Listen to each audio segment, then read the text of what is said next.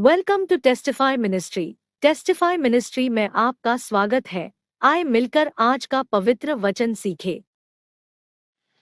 जय यीशु। मेरे भाई और बहनों, परमेश्वर के नाम से हम आपका स्वागत करते हैं। आज मेरे भाई और बहनों, आज हम पढ़ेंगे आइसाया अध्याय 40 पद संख्या 31, जो हमें सिखाता है परमेश्वर में भरोसा रखने से क्या होता है। इस समय अपने बाइबल को खोल कर तो स्क्रीन में देखते हुए ये वचन हम पढ़ेंगे।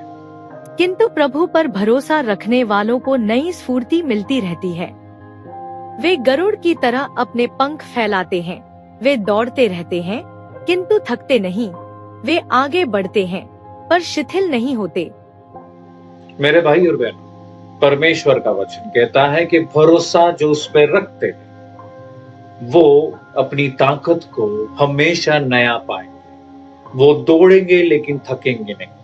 मेरे भाई और बहनों, भरोसा क्या होता है?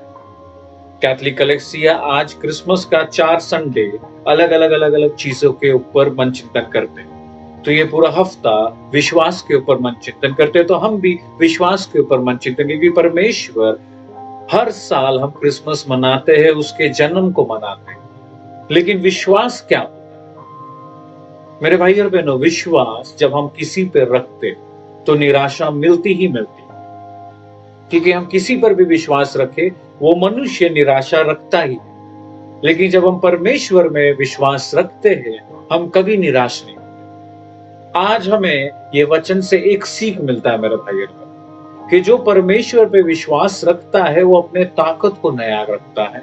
वो दौड़ेगा लेकिन थकेगा। मेरे भाई और बहनों, विश्वास एक कदम चाहता, वचन ये कहता है वो दौड़ेगा तो थकेगा नहीं। मेरे भाई और बहनों, दौड़ना है तभी ही तो परमेश्वर ताकत देगा और तभी हम नहीं थकेंगे।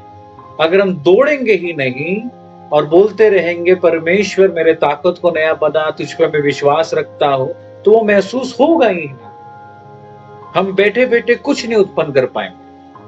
अगर हमें कुछ चाहिए तो हमें दौड़ना है, परमेश्वर के वचनों में दौड़ना है, उसके शब्द को पढ़ना है। आज का वचन जो कहता है उस पर विश्वास रखने से अगर हम दौड़ेंगे तो हम कभी नहीं थकेंगे। हम अपने ताकत को हर दिन नया पाएंगे। हम कभी निराश नहीं होंगे। मेरे भाई और बहनों, इसलिए इतना सुंदर तरीके से परमेश्वर कहता है तुम एक कदम मेरी ओर लो, 99 मैं तुम्हारी ओर। पाप की ओर 99 कदम हम आसानी से ले सकते हैं, लेकिन एक कदम परमेश्वर की ओर हमेशा कठिन रहता है, क्योंकि उसमें विश्वास से चला जाता है। पाप तो हम देखते और हम अचानक से चले नहीं जाएंगे, देखते हुए हम जाते हैं। लेकिन विश्वास बिना देखे हुए जाना पड़ता है, तोड़ना पड़ता है, तब जाकर चीजें सफल होती। मेरे भाई और बहनों, विश्वास रखिए। अगर आप दुख में है, तकलीफ में है, परेशानी में है और आप कुछ उत्तर नहीं देख रहे, तोड़ते रहिए, क्योंकि परमेश्वर अभी भी सिंहासन में विराजमान है और वो उत्तर देगा ही देगा।